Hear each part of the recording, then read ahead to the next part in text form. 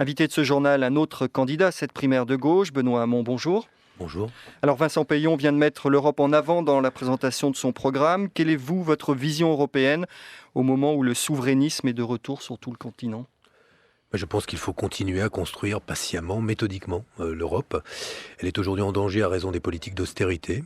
Et parce que l'austérité a conduit à ce que des peuples européens se détournent du projet européen. Je veux pour exemple le coût exorbitant demandé au peuple grec au fait de pouvoir restructurer sa dette et pouvoir retrouver de la croissance. Il me semble aujourd'hui qu'autour évidemment de l'investissement dans le domaine de la transition écologique, de la question de l'Europe de la défense, et la France a beaucoup à faire et à dire dès lors que la Grande-Bretagne est sortie de l'Union européenne pour proposer à ses partenaires aujourd'hui de mutualiser les moyens et de protéger les Européens, mais aussi autour on va dire de manière plus ambitieuse, d'un objectif de serpent social européen et d'harmonisation fiscale. Nous devons reconstruire le lien entre les Européens en montrant ce que doivent être les intérêts de chacun et ce que doivent être les pas faits par chacun pour finalement renouer avec une idée assez simple, c'est que sans solidarité, il n'y a pas d'Europe. Moi, je conteste la position qui était celle de M. Schäuble de dire que l'Union européenne ne pouvait pas être une union de transfert. Si ça n'est pas une union de transfert, il n'y aura plus d'Europe à la fin. Benoît Hamon, vous êtes l'invité de France Culture, candidat à la primaire de la gauche des 22 et 29 janvier. Alors vous vous définissez dans cette primaire comme le candidat de la social-écologie. Dans vos meetings, vous apparaissez comme très soucieux de l'air que l'on respire, des produits que l'on mange. Vous insistez sur la nécessité de protéger les générations futures. Comment et par quels outils comptez-vous y parvenir ? Ils sont nombreux pour faire en sorte que nos enfants respirent un air moins pollué, qu'ils touchent et qu'ils absorbent des aliments, des objets qui n'aient pas de conséquences négatives sur leur santé. Je commencerai par ça. J'ai très frappé par les chiffres qui montrent l'explosion des maladies chroniques, des cancers liés à une perturbation du système hormonal, par la multiplication des pubertés précoces, et qui montrent qu'aujourd'hui nous mettons en danger nos santé et la santé de nos enfants.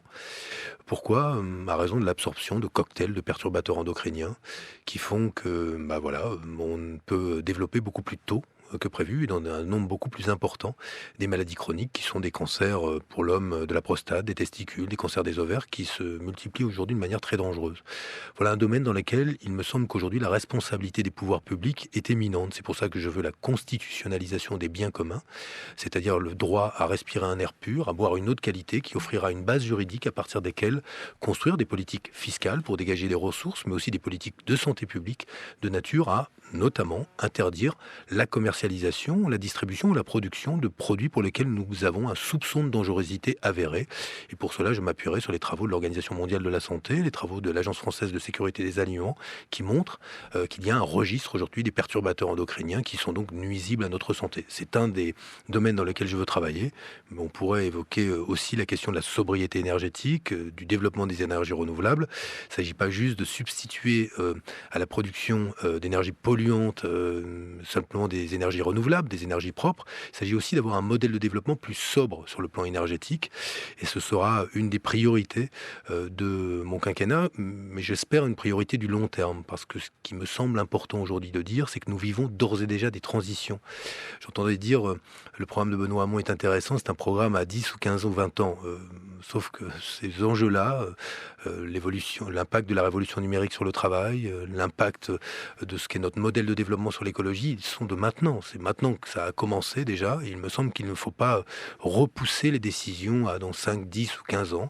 Il faut les prendre. Certaines d'entre elles ont été prises. Il faut accélérer cette transition vers un modèle de développement plus sobre. Benoît Hamon, pour vous interroger, Ludovic Piétenu du service politique de France Culture. Parlons à présent de démocratie, Benoît Hamon. Dans vos meetings, vous citez Albert Camus, mais aussi la philosophe Chantal Mouffe. Et sa théorie que vous reprenez, nous sommes passés d'un clivage droite-gauche à un clivage vrai-faux. Le débat se déplace du terrain politique à celui de la morale, de ce qui est vrai et de ce qui ne l'est pas. Et le danger, dites-vous, et dit la philosophe belge, c'est que nos adversaires deviennent des ennemis et que ça amène à des hommes politiques qui disent tout le temps qu'ils détiennent la vérité. Vous ne serez pas le candidat qui dira la vérité ou qui détiendra la vérité? Non, je laisse ça aux philosophes, je laisse ça aux religions aussi, mais je pense que dans le domaine politique, il est parfaitement absurde d'utiliser la phrase suivante, qu'on a pourtant beaucoup entendue: la vérité commande de dire qu'il faut repousser l'âge de départ à la retraite. Ça, vous l'avez entendu, c'est une option. Il en existe d'autres, et moi j'invite les Français à se prononcer sur des options. L'option que je propose en ce qui me concerne, c'est de tenir compte, par exemple, de l'impact de la révolution numérique sur le travail. Moi, mon analyse est de penser, d'autres ne le pensent pas, que le travail va se raréfier. Et s'il se raréfie, ce sera plus difficile de financer notre protection sociale. Donc il faut penser de nouveaux financements et qu'il faudra surtout accompagner les transitions qu'aujourd'hui nous ne maîtrisons pas. Si nous laissons le partage du travail s'opérer par le seul marché, nous aurons des chômeurs, nous aurons des gens surmenés au travail et quelques-uns, nombreux heureusement, mais de moins en moins nombreux, heureux d'aller travailler et heureux d'avoir un bon travail.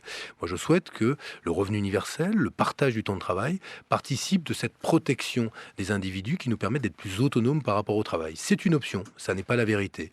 Et je me refuse à dire que je détiens la vérité. Ça participe de ce mythe très français de l'homme providentiel.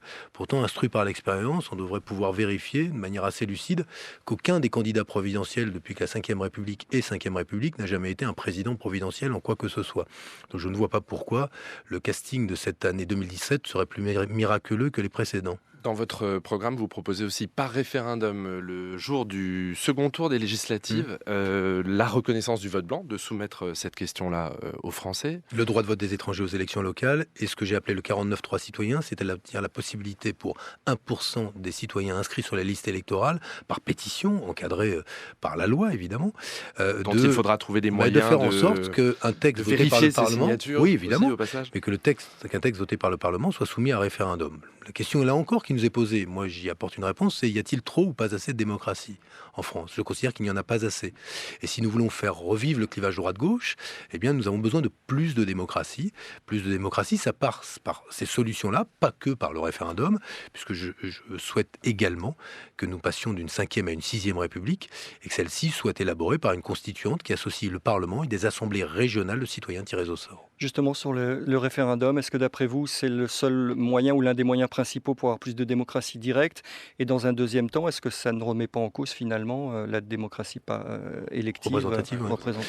Non, je pense qu'il faut jouer de tous les instruments. Dans la fabrication de la loi, il faut associer davantage les citoyens. Je pense même dans la fabrication d'un budget. Le très bel exemple de la manière dont les citoyens parisiens participent au budget de leur ville montre qu'on peut parfaitement réserver un chapitre du budget de la nation qui soit soumis non seulement à une élaboration des projets, mais aussi à des votes qui nous permettent de distribuer, selon les vœux de nos compatriotes, une partie du budget de la nation. Donc je crois qu'il ne faut rien s'interdire. Là où je c'est une proposition qui étonne beaucoup, celle-là, le budget participatif au niveau national. Mais je ne vois pas en quoi il serait réalisable à l'échelle de 2 millions de personnes à Paris, elle ne le serait pas à l'échelle de la nation, dès lors que, évidemment, on valide la faisabilité sur le plan technique, et l'administration peut servir aussi à cela.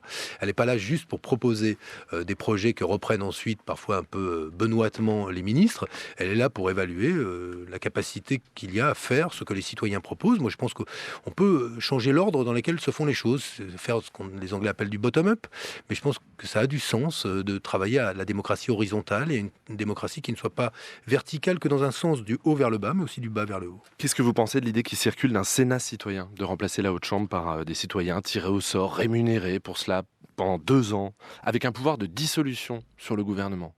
Je suis pas très séduit par cette idée-là. Je lui préfère l'idée d'une seconde chambre qui associe à la fois des représentants du mouvement social, des représentants des territoires, le cas échéant peut-être un collège de citoyens, mais sur des périodes qu'il faudrait concevoir peut-être plus courtes. Plutôt consultatif alors? Non, pas forcément. Pas forcément. Je pense que pour les grandes réformes qui touchent, par exemple, à la mise en œuvre du revenu universel, on doit concevoir aussi des processus d'élaboration qui font appel à des moments démocratiques exceptionnels, comme le fait de confier à ce qu'on confie une constituante pour la Constitution. On pourrait l'imaginer que pour le revenu universel, qui, à mes yeux, représente la nouvelle sécurité sociale, elle ne couvre pas toute la sécurité sociale existante, mais elle nous invite à repenser la protection sociale. C'est une réforme qui ne se passerait pas par ordonnance et à mon avis qui doit reposer sur un socle démocratique et une légitimité exceptionnelle, donc qui peut être examiné par une conférence citoyenne aussi. Sur votre compte Facebook, un internaute vous demandait ce matin si vous comptiez diminuer les sénateurs, députés, ministres et leur salaire.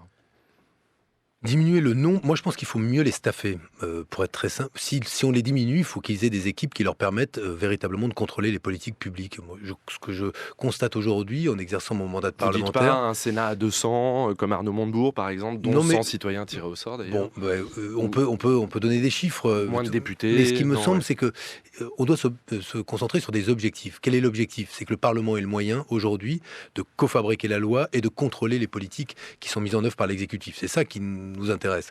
Eh bien pour cela, Un Parlement plus fort. bah oui, un Parlement plus fort, oui, ce qui n'est pas du tout le cas aujourd'hui. Aujourd'hui, vous avez au mieux godillot quand vous êtes dans la majorité et au pire inutile quand vous êtes dans l'opposition, ce qui quand même donne pas beaucoup de contenu et de richesse au déroulement d'un mandat.